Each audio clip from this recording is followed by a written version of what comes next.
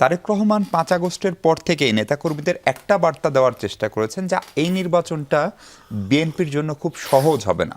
সমস্ত নেতাকর্মীদের এই কথাটার তাৎপর্য কি, এবং এই ১৩ মাস পরে এসে সেই কথাটা আসলে কতখানি যথার্থ বলে প্রমাণিত হচ্ছে, এটা একটু জানার জায়গা। এবং দ্বিতীয় জায়গা হচ্ছে, বিএনপি অনেকে বলছেন এখন একটা বড়সড় চ্যালেঞ্জের মধ্যে রয়েছে। এই চ্যালেঞ্জটা বিএনপি কিভাবে মোকাবেলা করবে?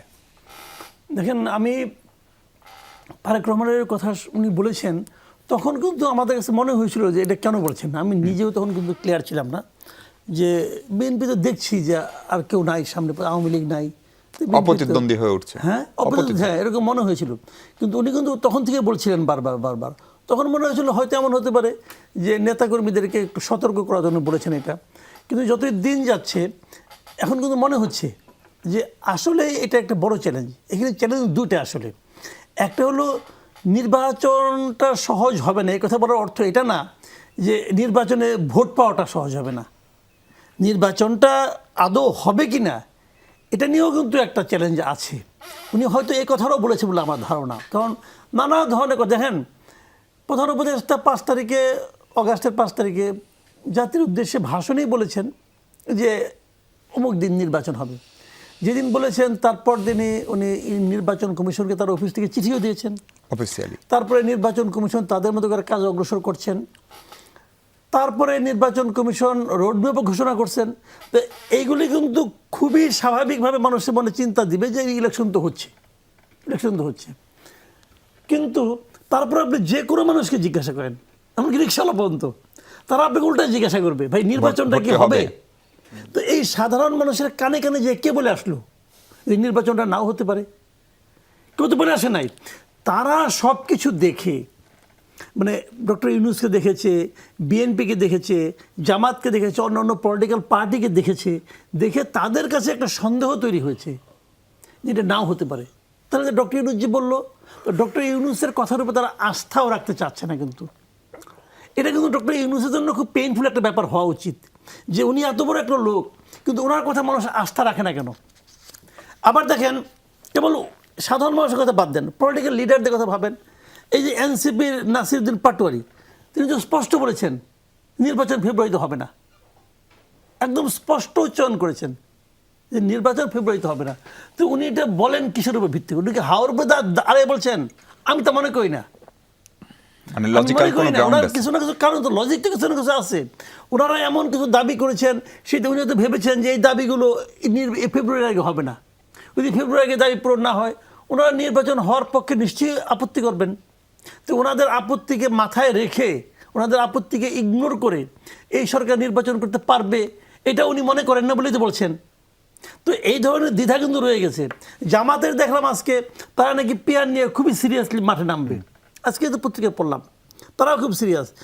গতকালকেও বলেছে এটা যদি হয় তাহলে তো মনে করেন এই নির্বাচনের পলিটিক্যাল পার্টি কয়টা, যতগুলোই থাকুক, 35 পলিটিক্যাল পার্টি আছে নিবন্ধিত, অনিবন্ধিত তো এনসিপি এখন নিবন্ধন পায় নাই, ধরে নিলাম ওরাও আছে। তো সব মিলিয়ে যদি হয়, এর মধ্যে যদি মনে করেন আপনার জামাত, এনসিপি এরা যদি বলে, অথবা ইসলামী আন্দোলন এরা যদি বলে যে আমরা নির্বাচনে যাব না, তাহলে কিন্তু ডক্টর ইউনূসের পক্ষে কি নির্বাচন করা সহজ হবে? হবে না। কিন্তু এখন বলবেন যে জাতীয় পার্টি, এখন জাতীয় পার্টিকেও তো মানে কার্যক্রম নিষিদ্ধ করার দাবি অলরেডি উঠে গেছে, উচ্চারণ তো হয়েছে। যদি ওইটাও হয়ে যায় তাহলে পুরা ইলেকশন হওয়া না হওয়ার পুরো লাগামটা থাকবে তো জামাত আর এনসিপির হাতে, ঠিক না? কাজেই নাসিরউদ্দিন পাটোয়ারি যখন বলেছে যে নির্বাচন ফেব্রুয়ারিতে হবে না, তখন কিন্তু আমি এই কারণগুলি তখন তো বুঝি না, এখন বুঝতেছি। তো এগুলো যদি হয় তাহলে আপনি তারেক রহমানের কথা আবার ধরেন, জি, তো ঠিকই আছে, সেটা মেলে। তো তারেক রহমান সাহেব দেশে কেন ফেরেন না এই প্রায় 13 মাস পরও? মানে আমরা জানি খুব সুনির্দিষ্ট তথ্য, উনি নিজেই জানেন। আপনাদের পর্যবেক্ষণ কি? আমার পর্যবেক্ষণ হলো এটা আমার জন্য এটা খুব বেদনাদায়ক একটা অভিজ্ঞতা যে উনি কেন ফিরেন না। না ফিরতে পারেন, না ফেরার 20টা কারণ থাকতে পারে, কিন্তু আমার খালি একটাই বক্তব্য, উনি অথবা ওনার দল এই 20টা কারণের একটা কারণও জনগণের কাছে কেন বলেন না? না ফেরার নিয়ে কিন্তু কারণ নিয়ে কিন্তু আমার কোনো আপত্তি নেই, কারণ থাকতেই পারে। কী কারণ আছে উনি জানেন, ওনারা জানেন, কিন্তু উনি এবং ওনারা কেউ জনগণের কাছে এটা কেন ক্লিয়ার করেন না যে কেন উনি ফিরেন না? যতদিন ওনারা না শোনেন, দেখেন আমি একটা কথা বলি আপনাকে, গ্রামে একটা প্রবাদ দেখেন আপনি, দেখেন আপনার ভূত কিন্তু দিনের বেলা আসে না, রাতের বেলা আসে। কি কেমন আসে? রাতের বেলায় দৃষ্টি বেশি দূর যায় না, দৃষ্টি বেশি দূর যায় না। যখন দৃষ্টি না যায়, যখন অস্পষ্টতা থাকে, তখন মানুষ নানা ধরনের সন্দেহ করতে ভয়। করতে ওটা ভূত পর্যন্ত নিয়ে যায়। তো এখন আমরা জানতে চাই, ভাই আপনি প্লিজ বলেন কেন আপনি আসতেছেন না, সমস্যাটা কি? বললেই তো হয়, কেউ বলে না।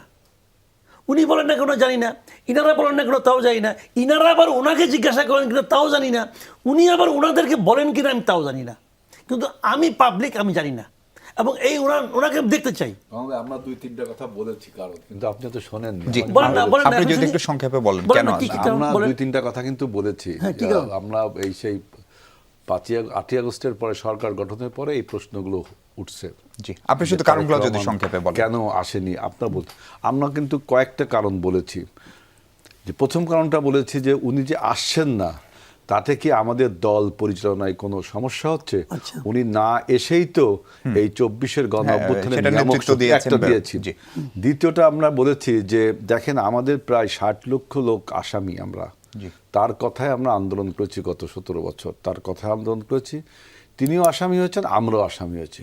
এখন যদি তার সব মামলা উঠে যায়, আর তার নির্দেশে যে সমস্ত নেতাকর্মী রাজপথে ছিল তাদের মামলা যদি এখনো না ওঠে, আমরা কিন্তু এখনো কনভিক্টেড, আমি নিজেও এখনো কনভিক্টেড।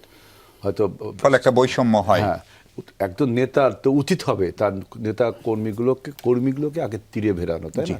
তারপর তিনি সর্বোচ্চ। পরিষ্কার। আর এটা একটা- নেতার একটা থিওরি হতে পারে। আর তৃতীয় কথাটা হলো যে আমাদের পার্টির হাইকমান্ড, মানে ডিপ স্টেট যেটা বলা হয়, ডিপ কোর কমিটি যেটা বলা হয়, তারাই ভালো জানে। চতুর্থ কারণ হলো তিনিই ভালো জানেন। আর সবচেয়ে বড় যে জিনিসটা, সেটা হলো কিছুদিন আগে তিনি বক্তব্যে বলেছেন যে অচিরেই আমি দেশে আসছি। আপনারা শুনেছেন, কেউ শোনেননি। তিনি আমাদের কোন মাসুদ একটা কামাল, আপনি কি সম্মেলনে হেলাল বলেছেন। ভাইয়ের কোন উত্তরে কনফিডেন্স? একটু না, একদম না। আমি বলি, একটা করে বলি, দল পরিচালনার কোনো সমস্যা হচ্ছে না, আমি এটা মানি। তো ওনার উপযোগিতা বা আমি প্রয়োজনীয়তা। মানি উনি ওখান থেকে দল চালাচ্ছেন। তো যখন উনি প্রাইম মিনিস্টার হবেন তখন কি ওখানে থাকবেন? বিদেশ থেকে দেশ চালাবেন? এটা ভাই আমার জানা খুব আগ্রহ। 2 নম্বর কথা, যে 30 লাখ লোক আসামি আছে, ওনারটা উঠে গেল, অন্যদেরটা উঠলো না। তো অন্যদেরকে উঠানোর জন্য তো ওনার মাঠে থাকা দরকার। উনি কি দূরে বসে মামলা তুলতে পারবেন? মামলা তোলার জন্য ওনার তো ফিল্ডে থাকা দরকার। অ্যাটর্নি জেনারেল অফিস সেটা দেখবে। হ্যাঁ, উনি এখানে আন্দোলন করবেন, কেন আমার লোকের মামলা উঠতেছে না? আমার মামলা তোমার জেলে নাও। আমার কর্মী বাইরে আছে, আমি মামলায় আছে, আমি মামলা থেকে মুক্তি চাই না। উনি এইভাবে দাবি তুলবেন। আর 3 নম্বর কথা হলো যে কোর কমিটি তারাই ভালো জানেন, এটা আমি মানি। হ্যাঁ। জানেন ভালো, কিন্তু আমার কথা হলো কি, একজন সমর্থক হিসেবে ধরেন, একজন কর্মী হিসেবে ধরেন, শুভাকাঙ্ক্ষী অথবা হিসেবে। একজন নাগরিক হিসেবে ধরেন, আমি তবে জানতে চাই। তার মানে মাসুদ ভাই যেটা বললো যে আমরা বলিনি, আমরা যে বলেছি এটা তার প্রমাণ হলো। না, না, আর একটা মাসুদ ভাই, জি, আমরা- আপনি যেভাবে দেখেন আমি হয়তো সেভাবে দেখি না, না, জি। ভাই হয়তো সেভাবে দেখে না, হান্নান মাসুদ হয়তো সেভাবে দেখে না। ভিউজ আলাদা থাকবেই, আপনারটা যে রাইট, জি, এটা কিন্তু তো বলা যাবে না। সুনির্দিষ্ট কারণ সম্ভবত তারেক রহমান সাহেবই বলতে পারবেন, এবং সম্ভবত মাসুদ ভাই সেটাও বলছিলেন, উনি বললে এটা সবচেয়ে ভালো হয়। হ্যাঁ।